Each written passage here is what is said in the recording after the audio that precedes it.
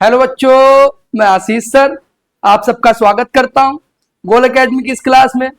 बच्चों, जैसा कि आपको पता है कि हमने पिछले कई लेक्चर जो है रिकॉर्ड कर लिए हैं विलियन के। ठीक है, अब विलियन के बिल्कुल अंतिम पार्ट पर हम चल रहे हैं।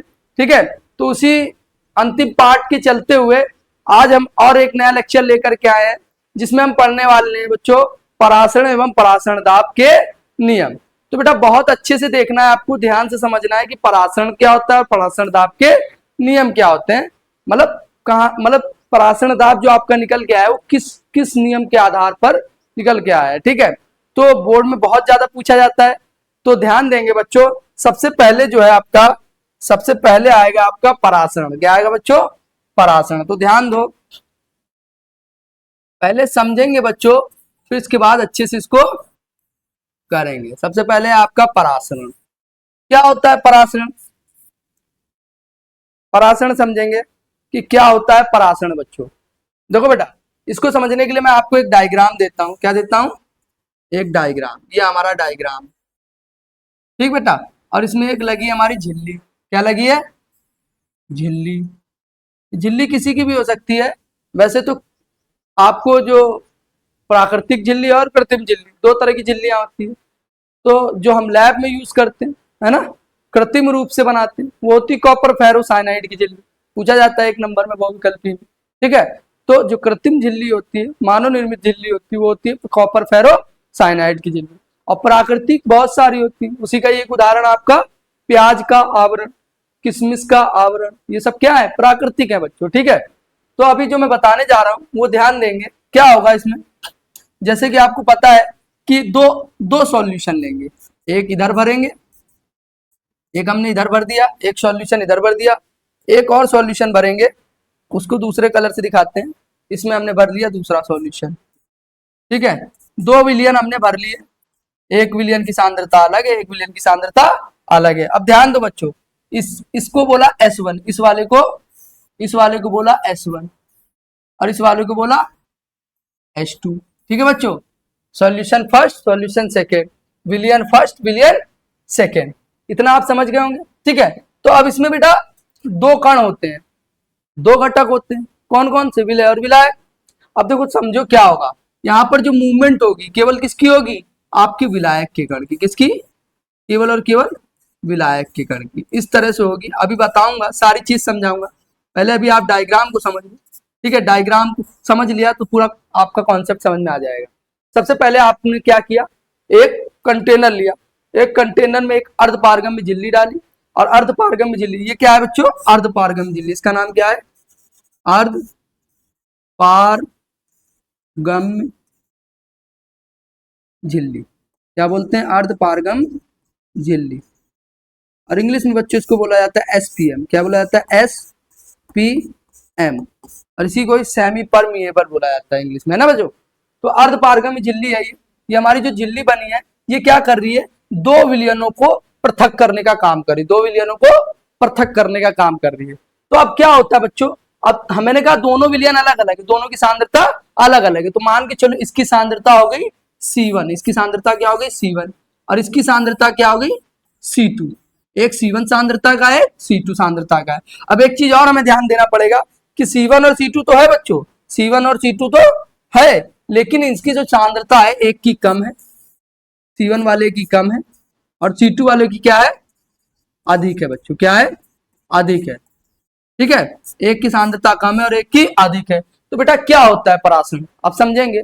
परासरण में क्या होगा कि जो कम सांद्रता वाला विलयन है उसमें उपस्थित विलायक के अणु, क्या? विलायक के अणु कम सांद्रता के विलयन से अधिक सांद्रता के विलयन की ओर जब गति करने लगते हैं तो यही क्रिया क्या कहलाती है? यही क्रिया आपकी क्या कहलाएगी? परासरण कहलाती है बच्चों। यही क्रिया क्या कहलाती है? परासरण। तो आपको परासरण समझ में आ गया होगा।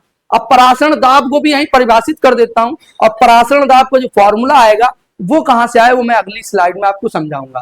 पहले ध्यान देंगे कि क्या कहा, ये परासरण की क्रिया हो रही है, आपको दिख रहा है। ये मैंने जो आपके ये बनाए हैं विलायक के, ये आपको दिख रहे होंगे, ये आपके दिख रहे हैं, ये देखिए, ये विलायक के अणु। किसके अणु बेटा? विलायक के अणु। तो विलायक के अणु इधर से इधर की ओर जा रहे ना, इस तरह से। तो बेटा ये यहां से देखो, अर्धपारगम्य झिल्ली में से होकर के क्या करने लगेंगे, इस दूसरे अधिक सांद्रता वाले विलयन की ओर गति करने लगते हैं। और यही गति क्या कहलाती है बच्चों, यही गति हमारी क्या कहलाती है, परासरण कहलाती है। सुन लो फिर से परिभाषा, कम सांद्रता के विलयन से अधिक सांद्रता के विलयन की ओर विलायक के अणुओं का अर्धपारगम्य झिल्ली से होकर के गुजरना ही क्या कहलाता है, परासरण कहलाता है। अब इसी परासरण को अगर रोकने के लिए, क्या ध्यान से सुनेंगे, उसी से जुड़ी आपकी डेफिनेशन, इसी परासरण को रोकने के लिए जो अतिरिक्त दाब लगाओगे, अब हमने क्या किया, यहां बाहर, यहां हमने बाहर क्या कर दिया, अतिरिक्त क्या लगा दिया बच्चों, दाब लगा दिया। क्या लगा दिया, ऊपर से प्रेशर लगा दिया पूरे विलयन पर। और जो अतिरिक्त दाब लगाया वही अतिरिक्त दाब क्या कहलाएगा, इसी अतिरिक्त दाब को क्या बोलते हैं बच्चों, परासरण दाब। इसी को क्या बोलते हैं बच्चों, परासरण दाब। ठीक है बच्चों, आई थिंक आपको परासरण समझ में आ गया होगा। अब प्यारी सी परिभाषा इसकी देख लेते हैं, क्या, विलायक विलायक के कणों का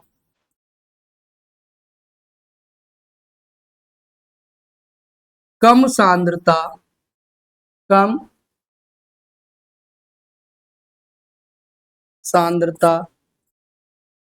के विलयन से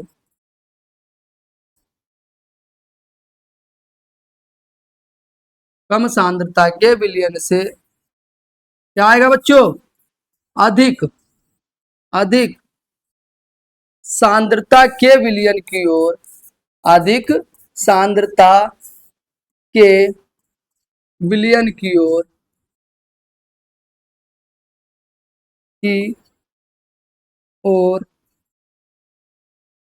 किससे बच्चों, झिल्ली भी है ना बीच में, की ओर अर्धपारगम्य झिल्ली द्वारा, अर्धपारगम्य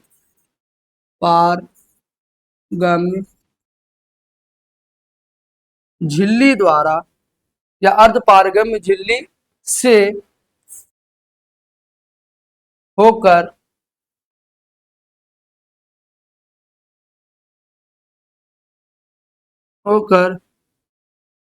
गति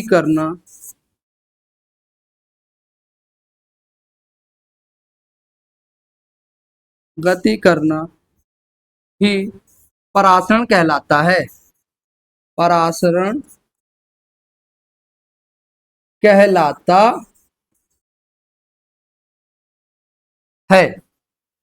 समझ में आई बात, ठीक है बच्चों, आई थिंक आपको ये समझ में आ गया होगा। विलायक के कणों का कम सांद्रता के विलयन से अधिक सांद्रता के विलयन की ओर अर्धपारगम्य झिल्ली से होकर गति करना ही परासरण कहलाता है। बहुत इजी डेफिनेशन, अगर आप कॉन्सेप्ट को, इस चित्र को समझ गए होंगे। और इसी परासरण की क्रिया को अगर रोकना है, उसके लिए जो अतिरिक्त दाब लगाओगे आप, वही क्या कहलाएगा, परासरण दाब कहलाएगा। क्या कहलाएगा बच्चों, परासरण दाब। तो नेक्स्ट स्लाइड में हम परासरण दाब के बारे में पढ़ते हैं कि परासरण दाब तो समझ गया आपकी, परासरण दाब क्या होता है, अर्धपारगम्य झिल्ली के ऊपर या पूरे विलयन के ऊपर आप जो अतिरिक्त दाब लगा दो, अतिरिक्त दाब लगाने के बाद क्या होता है, वो जो आपके कण थे, विलायक के कण, उनकी गति क्या हो जाती है, रुक जाती है। वो गति जब रुक गई तो क्या हो जाएगा, वही दाब, अतिरिक्त दाब क्या कहलाएगा, परासरण दाब कहलाएगा। समझ में आई बात, नाम ही क्यों पड़ा परासरण दाब, क्यों, ऐसा दाब जो परासरण की क्रिया को रोक दे, वही परासरण दाब है, सीधा सीधा है। अच्छा देखो क्या है, वैज्ञानिक वॉन हॉफ ने विलयनों के परासरण दाब हेतु निम्नलिखित नियम प्रतिपादित किए, जिनके लिए उन्हें 1901 में नोबेल पुरस्कार दिया गया। ठीक है बच्चों, ये तो आपका नॉलेज था, ये नॉलेज आप समझ गए होंगे कि एक वॉन हॉफ थे, है ना, उन्हीं वॉन हॉफ ने परासरण दाब के नियम भी दिए और उसी के लिए उन्हें क्या मिला, एक नोबेल पुरस्कार दिया। अब बेटा ये परासरण दाब के नियम जो पढ़ोगे तो मैंने आपको बताया है, एक तो P मतलब प्रेशर, V मतलब आयतन, T मतलब टेम्परेचर, PV T, और एक N क्या है, नंबर ऑफ मोल्स, आपका C भी आ सकता है, C क्या है, कंसंट्रेशन। तो ये सारे टर्म आपको देखने को मिलेंगे, अभी समझाऊंगा, सारी चीज आपको समझाऊंगा। तो सबसे पहले जो नियम है एक एक करके देख लेते हैं। सबसे पहले बॉयल ने दिया वॉन हॉफ की, बॉयल का जो नियम है वॉन हॉफ ने प्रतिपादित किया, उसमें क्या था, इस नियम के अनुसार क्या है, स्थिर ताप, ताप को क्या रख दिया बेटा, वो जो आपके लिखे हैं उनमें से कोई ना कोई चीज स्थिर होगी और किसी दो चीज पर नियम आ जाएगा आपका, ठीक है। और हमें बना करके क्या निकालना है, हमें निकालना है बच्चों, आपको पता है परासरण दाब को आप पी से या पाई से डिनोट करते हो, पी से या पाई से। तो यहाँ पर एक नियम निकल के आएगा, पीवी इक्वल टू एनआरटी। क्या निकल के आएगा, पीवी इक्वल टू एनआरटी। इसी पीवी इक्वल टू एनआरटी को कई टर्म में हम निकालेंगे, है ना। तो ध्यान देंगे सबसे पहले क्या दे रखा है, इस नियम के अनुसार, है ना, किसी विलयन का परासरण दाब विलयन की सांद्रता C के समानुपाती होता है। तो जो जो बोल रहा है पहले वो लिख लेते हैं। तो सबसे पहले हमारा P जो है समानुपाती किसके, C के, सांद्रता के समानुपाती, ठीक। फिर बच्चों नेक्स्ट में क्या बोला है, नेक्स्ट नियम, ये तो बॉयल का था, किसका था, बॉयल का। तो इसके बाद क्या है, चार्ल्स ने क्या बोला है कि इस नियम के अनुसार स्थिर सांद्रता, अब सांद्रता को स्थिर रख दिया है, अब कंसंट्रेशन को क्या कर दिया है, स्थिर कर दिया है, पर किसी विलयन का परासरण दाब, पर किसी विलयन का परासरण दाब, जिसको P से डिनोट करते हैं, अभी बताया आपको, विलयन के परम ताप की, किसके बच्चों, परम ताप के। ताप क्या होता है, जो सेल्सियस पैमाना होता है वो ताप को प्रदर्शित करता है, और जो केल्विन पैमाना होता है उसमें परम ताप भी आ जाता है। आई बात समझ, तो डिफरेंट कुछ नहीं है, दोनों के दोनों आपके तापमान ही है, टेम्परेचर भी है, ठीक है। तो यानी क्या बताया है कि विलयन का परासरण दाब यानी P तो हमेशा ही रहेगा, क्योंकि परासरण दाब का ही नियम निकालना, उधर भी परासरण दाब समानुपाती था किसके, सांद्रता के, और इधर क्या परासरण दाब समानुपाती किसके है, तापमान के। तो T कर दिया, P समानुपाती T कर दिया हमने। तो हमको दो नियम मिल गए, लेकिन हमें बनाना क्या है बच्चों, एक तो मैंने बताया आपको PV इक्वल टू NRT बनाना है, क्या बनाना है, NRT, और एक बनाना है आपको PV equal to CRT, CRT भी बना सकते हो, इसी R को S भी बोल सकते हैं, R को S भी बोल सकते हैं। तो बेटा जो आपको बनाना है वो बना लेंगे एक एक करके, तो ध्यान दो।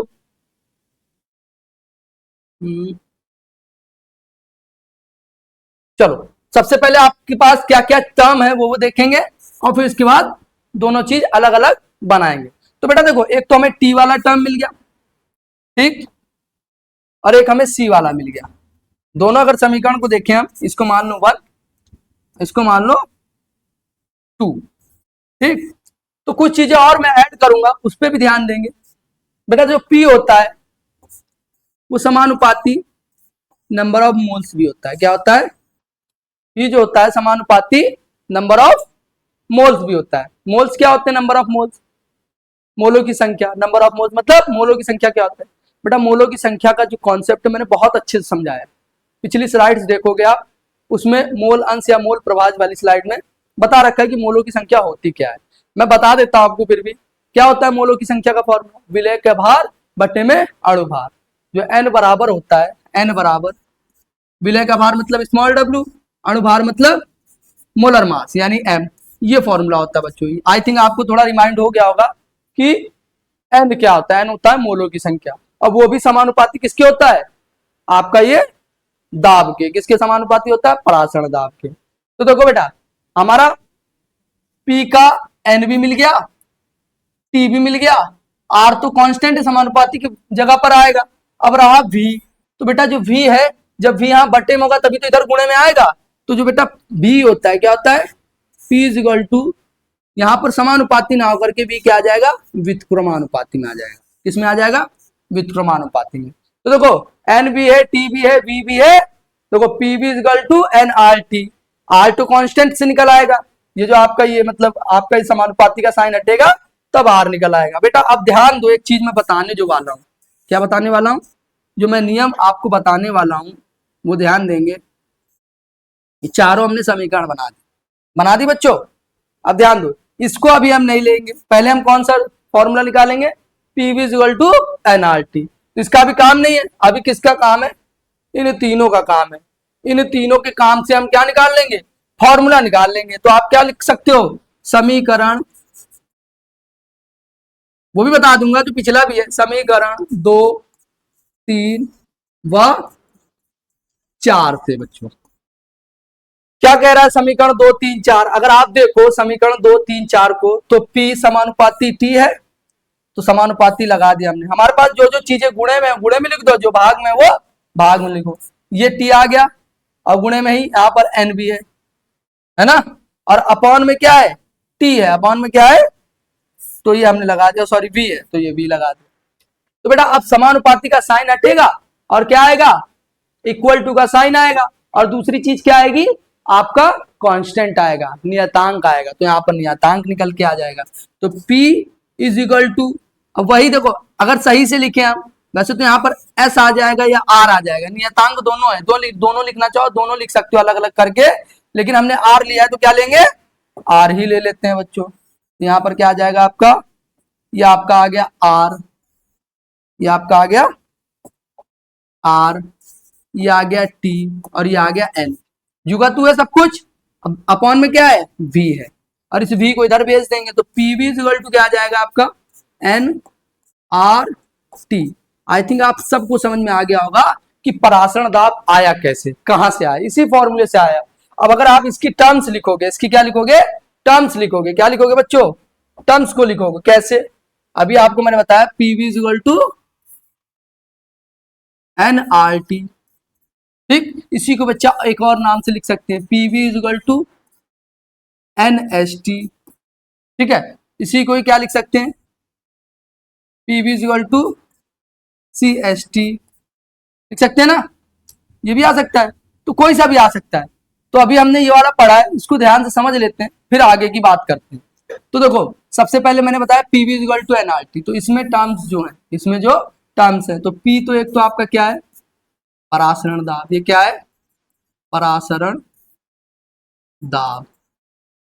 फिर क्या है आपका वी जो है, आयतन, क्या है बच्चों, आयतन।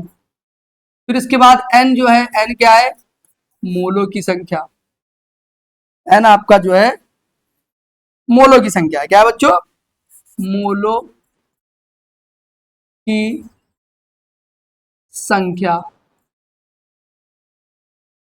ठीक, फिर इसके बाद क्या बचा आपका, आर, आर बच्चों यहाँ पर नियतांक है, आर क्या है, आर हो या एस हो, दोनों ही लिख सकते हो। मैंने क्या कहा, एस की टर्म में होगा तो एस आएगा, आर की टर्म में होता आर आएगा, तो आर और एस दोनों ही क्या है, नियतांक है, क्या है बच्चों, नियतांक।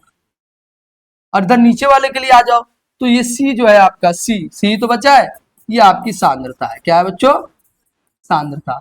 अच्छा इसमें बेटा इसको मैंने कहा क्या कहा कि इसको और अगर तोड़ो, इन दोनों को ही कह सकते हैं, इनको और अगर तोड़ो, इसमें अगर हमें एन के मान को रख दे, जो अभी पीछे लिखा है हमने, एन क्या होता है, विलय का भार बटे में अणुभार, मतलब मोलों की संख्या क्या होती है, भार बटे में अणुभार, तो ये भार और बटे में ये आ गया अणुभार यानी मोलर मास, ये आर टी लगा दिए, तो ये भी एक फॉर्मूला निकल करके आ जाता है। और इसी पी को बेटा पाई भी लिख सकते हैं, इसी पी को पाई भी लिख सकते हो, पाई भी लिखा है तो वो भी आपका सेम है, वो भी आपका सेम। आई थिंक आपको परासरण दाब के सारे नियम समझ में आ गए होंगे। अब देखा, अगर विलियन का आयतन एक ले लेते हैं तो यहीं से ये निकल के क्या आता है, P is equal to C S T भी आता है, क्या आता है, P is equal to C S T. अगर आयतन क्या ले ले, वी बराबर 1 ml ले ले या 1 लीटर ले ले, तब आपका ये भी निकल करके आ जाता है। समझ में आई बात, हाँ, तो जैसा न्यूमेरिकल देगा उसी तरह से आपको फॉर्मूला पुट करना होगा और उसको सॉल्व करना होगा। आई थिंक इस क्लास में आपको सब कुछ समझ में आ गया होगा कि परासरण क्या होता है, परासरण दाब क्या होता है, और परासरण दाब का जो फॉर्मूला आया है वो किधर से आया है, किससे निकल करके आया है, वो आपको सब कुछ समझा दिया है। तो बेटा ये था हमारा पूरा कॉन्सेप्ट, आई थिंक आपको समझ में आ गया होगा, है ना। तो बच्चों आज की क्लास यहीं पर ओवर करते हैं, ठीक है बच्चों, आज के लिए बहुत बहुत धन्यवाद। जय हिंद, जय भारत।